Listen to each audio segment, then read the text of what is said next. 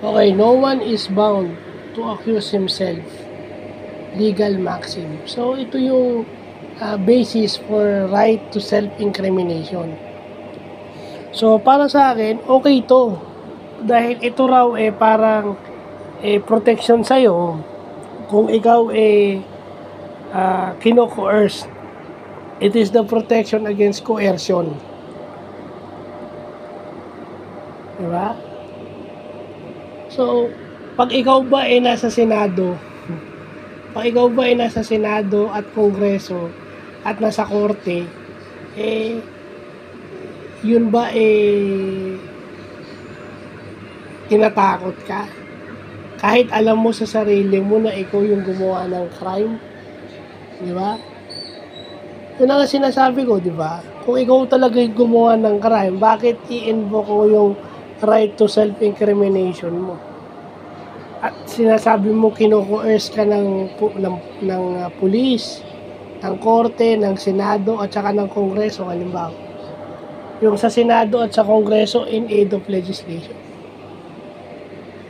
No one is bound to accuse himself. Oo, pero pag yun inabuso o inaabuso, which is yun ang tendency ng Pilipino inaabuso yun.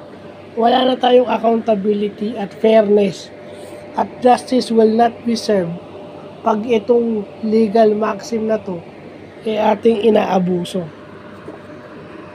Di ba?